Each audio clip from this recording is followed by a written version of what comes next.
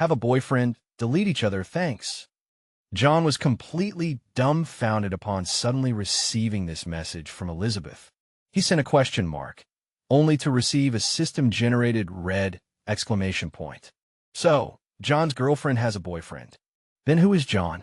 His girlfriend, Elizabeth, had been working overtime a lot recently, leaving John, an ordinary working stiff, in the dust. Worried that Elizabeth wasn't eating on time, John simmered some old duck soup and prepared to deliver it to her at the office. He sent Elizabeth a message beforehand to let her know. Unexpectedly, he first received Elizabeth's message. Have a boyfriend, delete each other, thanks. Elizabeth is so efficient. It seems she's deleting all the men in her WeChat. She probably just sent it to John by mistake during a group message. He casually sent a question mark, and bam, he got a red exclamation point in return. It seems that John isn't his girlfriend's boyfriend. In other words, John's girlfriend has a boyfriend, and John has been blocked. Upon seeing the red exclamation point, John exploded. Without a second thought, he dialed her number. Before John could question her, a magnetic voice, Robert's, came through. Hello. Who is this? Elizabeth found someone new so quickly, John said coldly. Let Elizabeth answer the phone. A dismissive laugh came from the other end. Elizabeth is busy. She doesn't have time. John's voice doubled in volume. Buddy, those who play the game have to play by the rules. Elizabeth has a boyfriend. I advise you to be smart about this. Robert on the other end said unhurriedly, Oh, is that so? Then I'll let her call you back when she's dressed. He hung up. Elizabeth had been working late a lot recently. It seemed something fishy was going on. John had been with Elizabeth for so many years. He had seen all sides of her, but he had never seen her cheat. His rage maxed out. He drove straight to her company. That Emma, daring to go behind John's back with another Robert. It would be one thing if it were after a breakup, but they hadn't even broken up yet. If he couldn't have peace, no one could. It was almost 10 p.m. when he arrived downstairs at Elizabeth's company. Apart from Thomas at the entrance, only one floor was lit up. John strode inside. Thomas was a little surprised to see John. John, picking Elizabeth up from work? John ignored Thomas and went straight to the elevator. As he exited the elevator, he could already hear people talking. He followed the sound to a conference room. Good heavens, having an affair in the conference room? Playing it risky, huh? John pushed open the door and roared, Elizabeth! He froze as soon as he stepped into the conference room. More than a dozen people inside looked at him simultaneously. Among the crowd, a Robert in gold-rimmed glasses greeted him gently. John, you're here. Is something the matter? Why are you shouting? At the head of the table sat Emma, wearing a white shirt with her hair up. The bright fluorescent lights shone through her shirt, faintly revealing the straps underneath. Emma stood up and looked at John with surprise. Perhaps noticing John's unusual mood, Elizabeth nervously walked over. Robert, however, stepped in front of Elizabeth, blocking John from her. John, I'm sorry. We're in a meeting discussing confidential business matters. Please excuse yourself. Judging by Robert's gesture, he was clearly trying to usher John out. John took a deep breath and looked at Elizabeth. Do you want me to leave? Elizabeth shook her head. Of course not. She bypassed Robert, went directly to John's side, and reached out to take his hand. But John dodged her. Elizabeth cautiously whispered, John, what's wrong? Further commotion would make John appear ill-mannered, so he composed himself. It's all right, Elizabeth. Please continue your meeting. Elizabeth glanced at the people in the meeting behind her, then led John towards a seat beside her. As they passed Robert, he adjusted his glasses. Elizabeth, this is an internal company meeting. It's probably not appropriate for this gentleman to sit here, is it? Robert's expression was unpleasant, but he still managed a forced smile, seemingly addressing everyone in the room. Elizabeth glanced at Robert. Robert, why are you still here? So his name is Robert. Elizabeth, isn't John here to accompany you, waiting for you to finish work? Robert said awkwardly. What meeting does Elizabeth need Robert to accompany her for? Even the presidential assistant doesn't need to attend, let alone Robert, the assistant to the presidential assistant. You shouldn't be here. Elizabeth's tone was icy, and she appeared displeased. Was this a performance for John, or was she genuinely upset? This gentle, handsome young man named Robert seemed to have been in the meeting room the whole time, and Elizabeth hadn't even noticed. The others looked at Robert in surprise, seemingly taken aback by Elizabeth's words. "Elizabeth, this is the only occupied meeting room in the building. It's dark outside, and John would be scared." Robert looked at Elizabeth with a hint of grievance. In conclusion, this gentle young man named Robert was the assistant to Elizabeth's assistant. He had been waiting here for Elizabeth to finish work, and he addressed her so casually. "Elizabeth, Elizabeth." Their relationship was clearly unusual. John stepped aside, crossed his arms, and watched Robert's performance. Elizabeth caught John's scrutinizing gaze from the corner of her eye and immediately stood up straight in front of him, anxiously explaining, "John, I'm not close to Robert. My parents arranged for him to work here." After explaining to John, Elizabeth turned and looked coldly at Robert. "Robert, you said you had nothing to do after work and wanted to stay and learn. In that case, do your job as an assistant and don't appear where you shouldn't." Elizabeth's tone was icy with a hint of impatience. After speaking, she flicked her hand towards the door, signaling Robert to leave. Robert froze for a second, clearly not expecting Elizabeth to humiliate him publicly. He stared at Elizabeth helplessly, then glared at John. What about him? He's not a company employee, so why can he stay? Elizabeth looked at Robert indifferently, offering no further explanation, and uttered two icy words. "Get out." Robert's face paled, and he deflated, turning and slowly walking out. Elizabeth pulled John to sit beside her. "I was in a meeting and didn't notice Robert was here." Elizabeth's performance was barely passable. John nodded and gave her a look, signaling her to continue the meeting. The others didn't react to John sitting next to the president. After the meeting, John turned his chair, pulled out his phone, and handed it to Elizabeth, showing her their previous chat. Elizabeth cared to explain this. Elizabeth glanced at the chat, her pupils instantly constricting. She took John's hand and caressed it. "John, wait for me. I'll give you an explanation." With that, Elizabeth grabbed her coat and stormed out. If it weren't for the constraints of her business suit, she might have taken flight. Elizabeth went straight to the presidential assistant's office, pushed the door open, stood in front of Robert, and extended her hand. "Give me my phone." Robert was taken aback by Elizabeth's imposing manner. He hesitated for a moment before pulling a phone out of his pocket. He presented it to Elizabeth with both hands, his eyes filled with a pitiful, wait-shiv look. Elizabeth snatched the phone, quickly unlocked it, and went to the WeChat blacklist. John leaned in for a look. Good heavens! The blacklist not only included John, but also some familiar company veterans and business leaders, and even William was blocked. Turns out, every man was blocked. Why did you touch Elizabeth's phone? Wasn't it charging in Elizabeth's drawer? Elizabeth was clearly furious, trying to suppress her anger as she spoke. Robert was startled by Elizabeth's raised voice, his expression even more aggrieved. "Elizabeth, John. John just wanted to help Elizabeth. Help Elizabeth ruin the company, right?" Elizabeth's hands trembled with anger. If anyone understood why Elizabeth was so angry, it was John. To save the company from the brink of bankruptcy, Elizabeth had worked like a salesperson, meeting CEOs of various companies, adding them as contacts and negotiating partnerships. Now that the company had finally recovered and was back on track, blocking all the CEOs and representatives of partner companies would have a disastrous impact.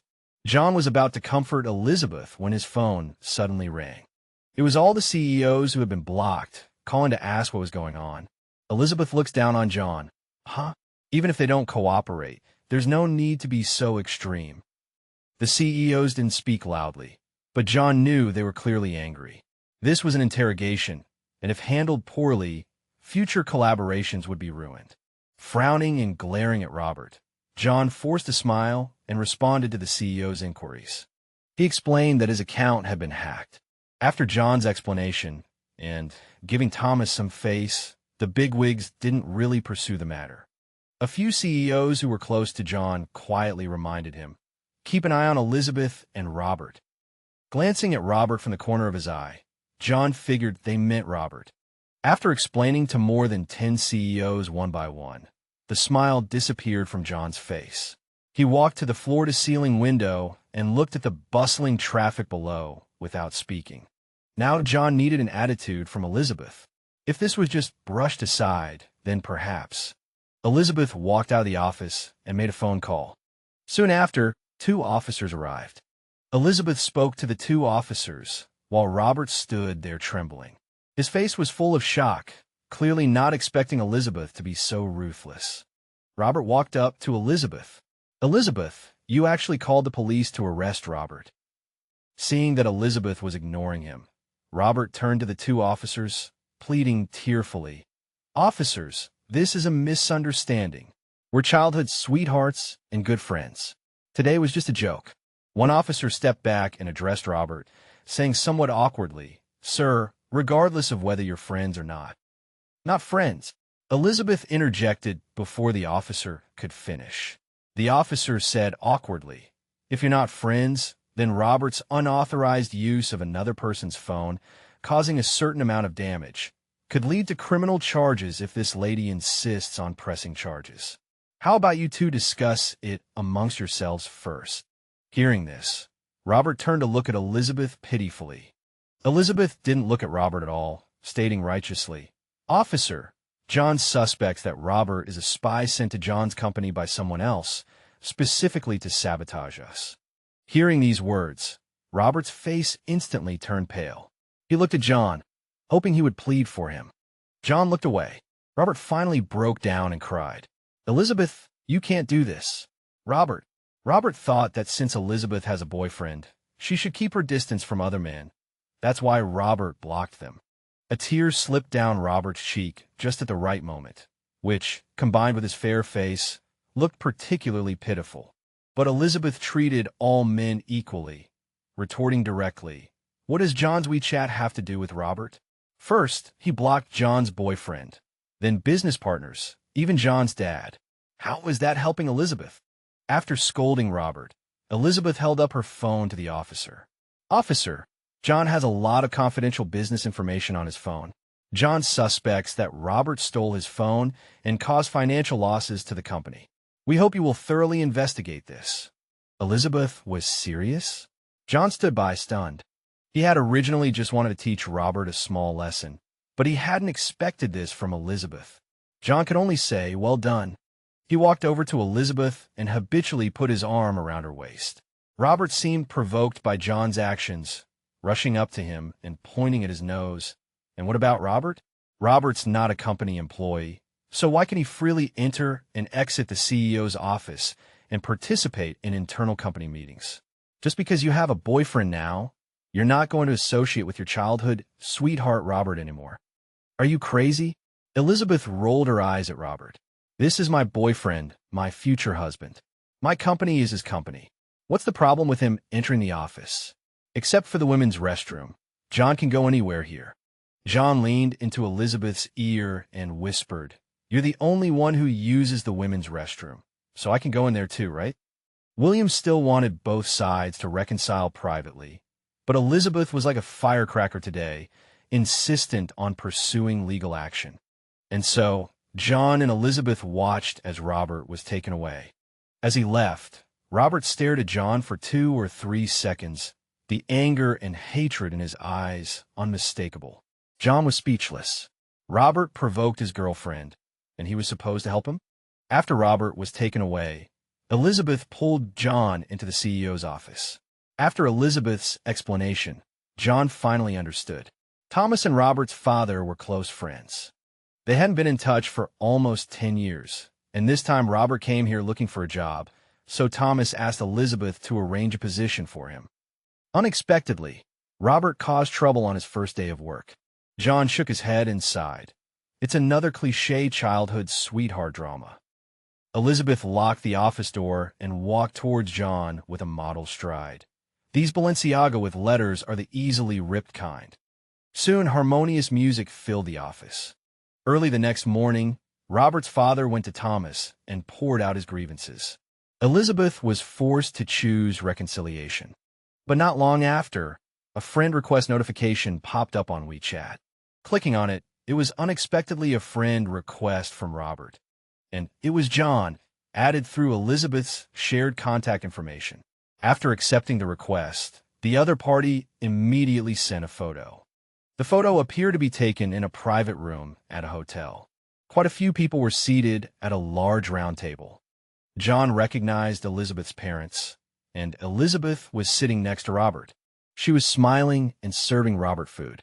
At this moment, Elizabeth looked very relaxed and comfortable. "John, you don't really think Elizabeth likes you, do you?" "No way, no way. Actually, Elizabeth likes Robert. Today, both families are meeting to discuss marriage." Seeing the message from Robert, John didn't believe a single punctuation mark. If he had been foolish enough not to verify the misunderstanding last time, or if Elizabeth hadn't decisively called the police and given him an explanation, their relationship would likely have been fractured. However, this photo couldn't be ignored. He needed to confirm. If Elizabeth was really sitting next to Robert, serving him food, then tonight wouldn't just be about ripping Balenciaga. He directly dialed Elizabeth's number. 10 seconds passed, and she didn't answer. A bad feeling crept into his heart. After a while, the call connected. "Darling, what's wrong?" Elizabeth's voice was very clear. It seemed she had found a quiet place to answer the call. Her tone suggested she was in a good mood. John asked directly, "Elizabeth, where are you?" Elizabeth froze for a moment. Normally, we trust each other and don't check up on each other. John almost never asks Elizabeth so directly. Dinner at the Intercontinental Hotel. Thomas, Mary, Robert, William, and Margaret are also there. Just a simple dinner between the two families. Elizabeth's voice was natural, and her answer held no hint of concealment. "Look at this WeChat message." John sent Elizabeth a screenshot of Robert's message. Is Robert crazy? Robert wasn't even sitting next to Elizabeth. Emily was beside her. Elizabeth was clearly angry and asked John to wait a moment. She then sent John a photo and a screenshot via WeChat. The photo showed Elizabeth and Emily hugging each other. The screenshot was from Emily's WeChat moments. The photo Robert sent to John was precisely the one from Emily's moments. "John, come over now. Elizabeth will explain things to William." That Robert is insane. Elizabeth's initiative made John feel a little embarrassed. It's not really appropriate, is it? It's a dinner between your two families. It wouldn't be right for John to go. Elizabeth let out a long, What are you talking about? Thomas and Mary treat John like their own son. They adore him. Since both sets of parents are here today, it's a good opportunity to clear things up and stop Robert from harassing Elizabeth and affecting our relationship. While John was still thinking it over, Elizabeth made the decision for him. "That's settled then. Elizabeth will have George pick you up." Without waiting for John's reply, Elizabeth hung up. John thought about what Elizabeth had said and figured she had a point. He quickly changed his clothes and headed out. Elizabeth was waiting for him at the hotel entrance. Seeing Elizabeth's pout, John knew she was still angry. He pinched her cheek. "Your lips are practically touching the sky. Bring them back down." It's a good thing John always asks Elizabeth first. If you were like those male protagonists in novels, silently breaking your SIM card and running off abroad, where would Elizabeth find you? Don't be silly. Do you think John is someone who takes things lying down? If Elizabeth were to cheat, John would at least make sure your ligaments were strained before you left. After a good deal of comforting, Elizabeth's mood stabilized, and they walked towards the private room side by side. The moment they pushed the door open, the lively chatter inside abruptly ceased. Thomas and Mary were delighted to see John and quickly called for the waiter to add a place setting. "Come, sit next to Thomas." Thomas beckoned John to sit beside him. The seat happened to be between Elizabeth and Thomas. Glancing around, John confirmed that Emily was indeed sitting next to Elizabeth. Presumably, this was the niece Elizabeth had mentioned. Robert was seated next to Emily. Upon seeing John's arrival, the smile vanished from Robert's face, his expression changing noticeably. "Elizabeth, who is this?" "It's a family dinner. Why bring an outsider? William glanced at John and spoke slowly. He looked somewhat like Robert. This must be William. However, his sarcastic tone lacked any semblance of elderliness. Hearing this, Mary's expression turned serious as she looked at William with displeasure. Thomas patted John's arm. "Sit down." He then turned to William. "He's not an outsider. Let me introduce you. This is my son-in-law, John. So this is Elizabeth's boyfriend." William laughed awkwardly, then said with a forced smile, "Quite the tight leash, eh? Elizabeth even has to bring him along for a meal." His words implied that John was unreasonable and disrespectful towards his elders. But this particular elder hardly deserved respect. After settling into his seat, John turned to William. "William, you are unaware, but Robert just messaged me, saying we'd be discussing my girlfriend's wedding day here today. For such an important matter, John, as her fiancé, naturally had to attend. Wouldn't you agree?" He finished with a sweet smile towards Robert. Thomas frowned at Robert. "Robert, why didn't Thomas and Mary know about Elizabeth getting married?" "No, that's not it, Thomas. Robert has no idea what John is talking about." Robert stood up anxiously, waving his hands in explanation. He then lowered his head, looking aggrieved. "Thomas, I was wrong last time. I had good intentions, but things went badly, and I made a bad impression on John. But there's no need to hold a grudge and make false accusations." After speaking, Robert dabbed at the corners of his eyes with a tissue and pretended to sniffle. "Thomas, it was all a misunderstanding last time, and our Robert has already explained. He was just worried that Elizabeth would be deceived by another man." Margaret embraced Robert, comforting him and glaring fiercely at John. "John, is it? You invited yourself to today's family dinner, and the first thing you do is target our Robert. What's your game? Robert and Elizabeth have been childhood sweethearts. If Robert had pursued her, would you have even had a chance?" Listening to William, one could only think, birds of a feather flock together. This whole family seemed delusional. How could they say such things? John was just thinking about how to retort when Elizabeth stood up and positioned herself in front of him. William, Margaret, Elizabeth, and Thomas, and Mary invited John.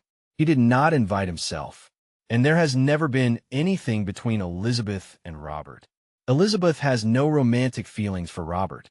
Elizabeth's words were a direct slap in the face, leaving no room for saving face. William and Margaret's faces darkened, and Robert dramatically buried his face in Margaret's embrace, as if he were a heartbroken man abandoned by a cruel woman.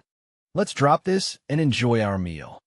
Thomas placed a piece of abalone on John's plate, and the sounds of cutlery resumed in the private room.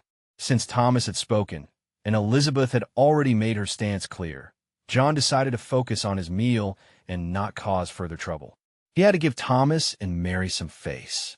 The most enthusiastic diner was Emily, her chubby cheeks and bright, intelligent eyes shining. Watching Emily eat with gusto, the atmosphere gradually eased. William and Thomas shared a glass of baijiu. William glanced at Robert and Elizabeth. "Time flies, doesn't it?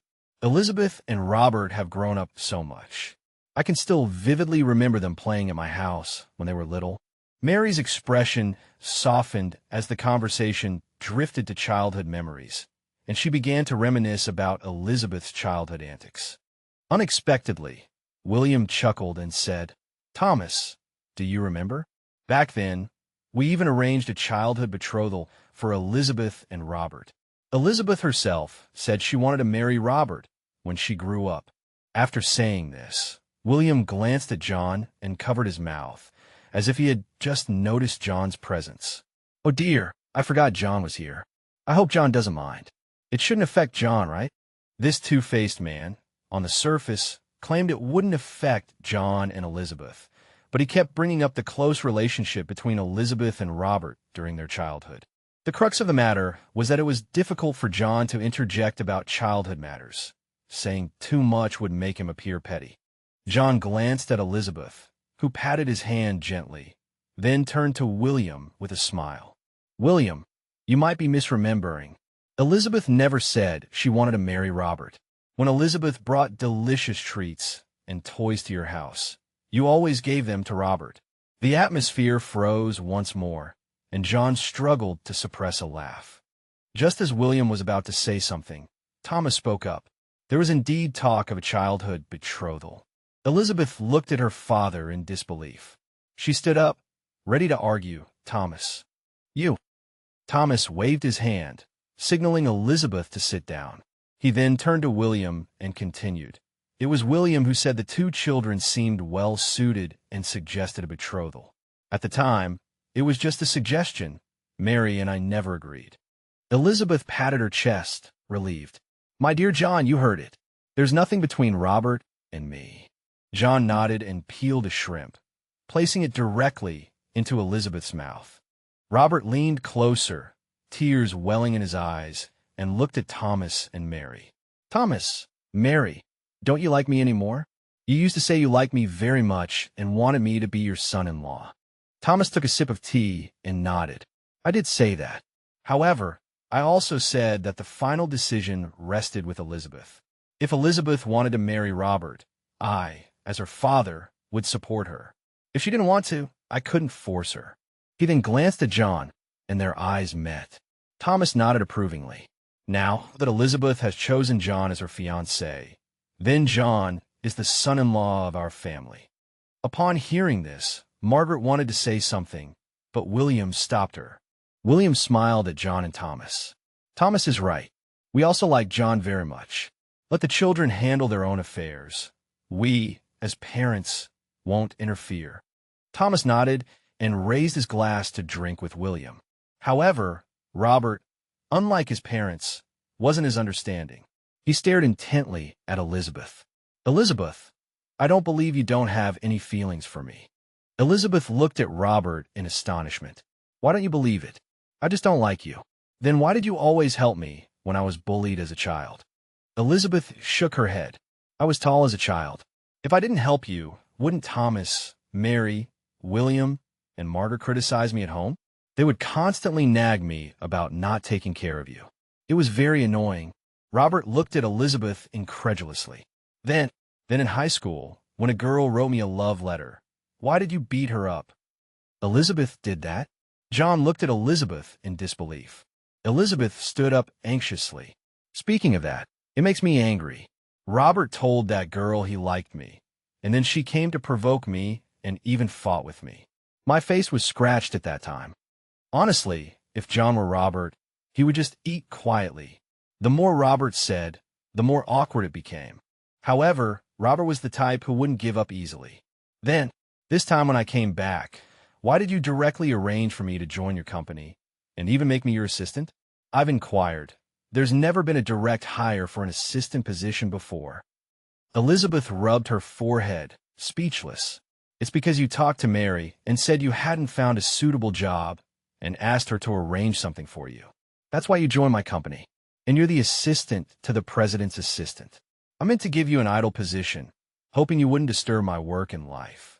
But as it turned out, as soon as you arrived, you almost caused my company to lose several important clients. Elizabeth grew angrier as she spoke. Robert, please stay away from me. I don't want to see you okay. Under everyone's gaze, Robert covered his face and ran out crying. William and Margaret followed him out. Looking at the table, Elizabeth noticed only Emily had been eating. The others had barely touched their food.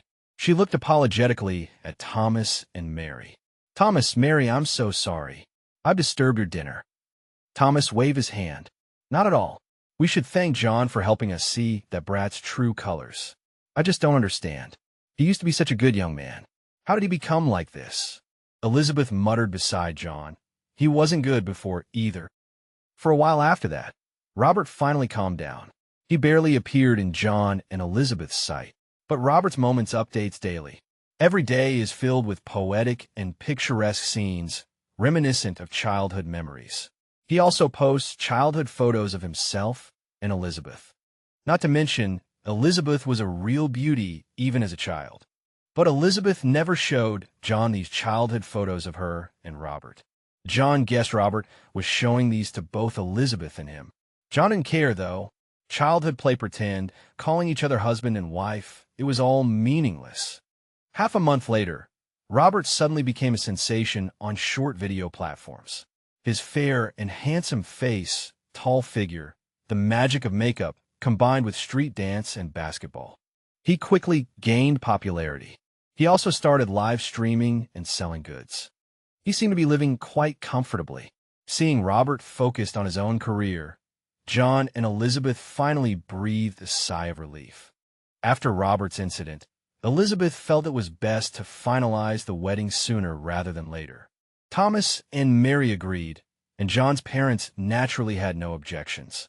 So, urged by Elizabeth, the engagement date was set for a week later. Both families got busy, and everything went smoothly. But, just 2 days before the engagement, news spread like wildfire online about a company's beautiful sow dumping her childhood sweetheart for a mistress and getting engaged.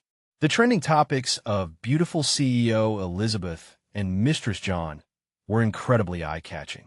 Photos of John and Elizabeth were attached, practically displaying John's ID card. In the current climate, the hatred towards wealthy scumbag women is extremely high. Coupled with the online disapproval and criticism of John, knowingly being the mistress and still wanting to climb higher, all sorts of nasty words were thrown around. Even their ancestors weren't spared. "Don't worry, John, I'll handle this.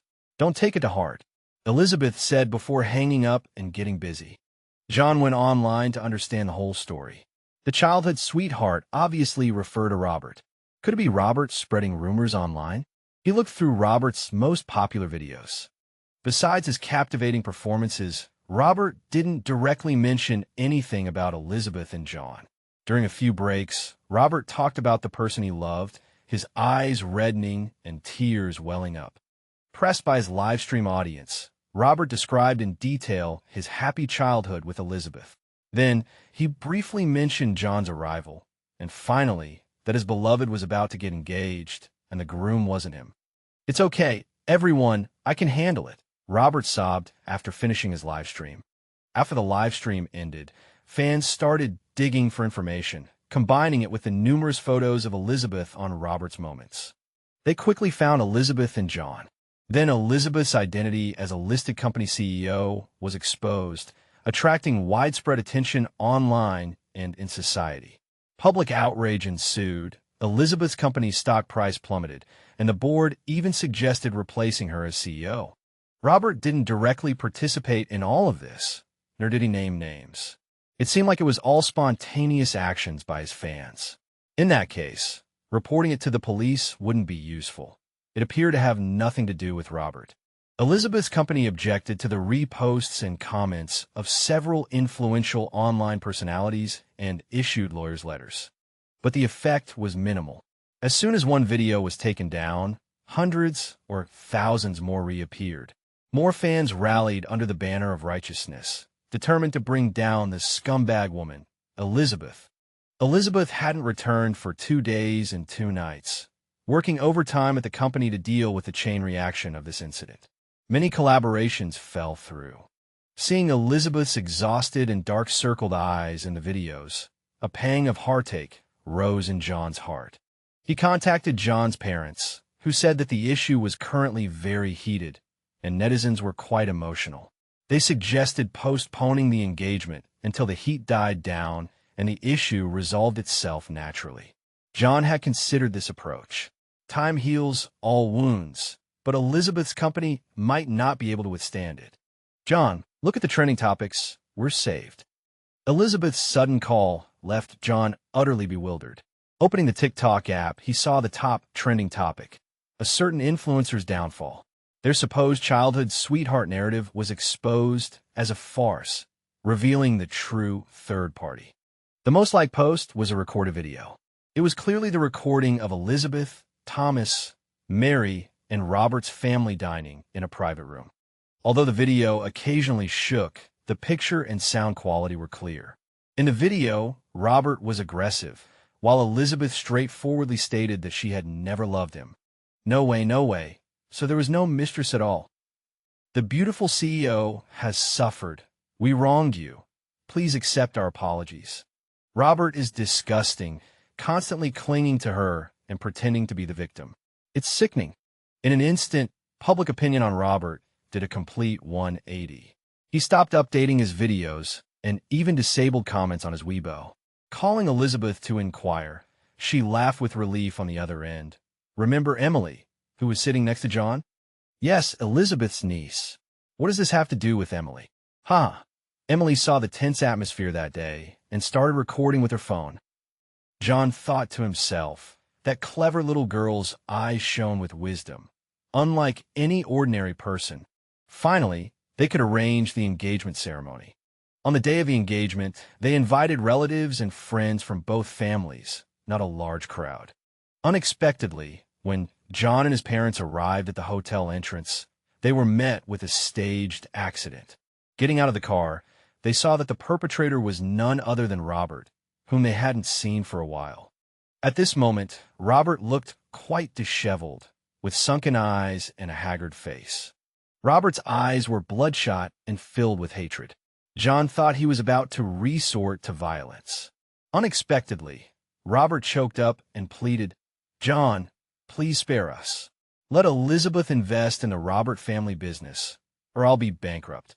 Frowning at Robert sitting on the ground, John snorted, "I can't help you with this. If you want to ask anyone, ask Thomas. John, if you don't help me, I'll lie here and say you hit me with your car. You won't have your engagement today." Robert growled. Then he lay down, shouting about rich people hitting people without compensation. A crowd gradually gathered, pointing and whispering at John. John calculated that by the time the police arrived and the procedures were completed, the engagement party would be over. Just as John was at a loss, his father got out of the car, walked over to Robert, squatted down, and said with a kind face, "Young man, when you went to the Pearl River Delta for development, your poor management led to bankruptcy. If it weren't for Elizabeth's family support, you'd be sleeping on the streets. Don't bite off more than you can chew. What do you think would happen if Elizabeth's family, your biggest creditor, knew you were in Jiangxing?" Robert quickly knelt up, shaking his head repeatedly. "No, don't tell them. Those people are devils. Devils who devour people without spitting out the bones." With that, Robert immediately got up and ran away. The subsequent engagement ceremony went very smoothly. 1 month later, the wedding ceremony officially took place. At the grand wedding, John and Elizabeth greeted the guests. Unexpectedly, there was a familiar face among the guests. Dressed in a well-fitting suit, his face looked a little pale, but it still couldn't hide his handsome appearance.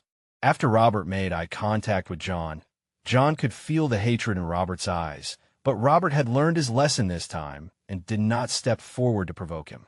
John was about to turn away when he suddenly saw a plump woman in her 50s or 60s walk up to Robert. Robert trembled like a leaf when he saw Emily, as if he had seen a ghost, but he still carefully took Emily's arm. The two walked hand in hand into the lounge on the second floor prepared for the guests. John said in a cold voice, "Let Elizabeth answer the phone." "It's my turn. Eavesdropping, dear." Elizabeth, in her wedding dress, suddenly appeared beside John, startling him. John made a shushing gesture and then pointed to the room. Elizabeth leaned in to listen, then pulled John to the next room with a disgusted look on her face. "No way, that sound is too dirty. Forget it." John looked at Elizabeth in confusion. "How can I forget it? It's a vivid memory." Elizabeth locked the door, lifted her white wedding dress, and twirled in front of John. "White suspender stockings, plus pure white high heels. Is that enough for you to forget?" Swallowing his saliva, John raised his hand and suggested, "Then Elizabeth's voice has to be louder than theirs." After returning from their honeymoon, their high school alma mater invited outstanding alumni back to participate in the 90th anniversary celebration. Elizabeth took the stage to speak as a representative of outstanding entrepreneurs. After her speech, Elizabeth, who naturally attracted attention, sat down next to John and looked at the students behind her with a gratified expression. "John, do you think college life is better or high school life?" John looked at the pure and abstinent beauty in front of him with a shocked expression. "Is that a question you can ask?" "Why can't I ask?" John leaned close to Elizabeth's ear and whispered, "College students are more mature. So life should be better, right? It was Elizabeth's turn to stare at John. What are you talking about? I'm talking about whether college life is better or high school life. Okay, let's go to the back hill. John will let you experience whether college life is better.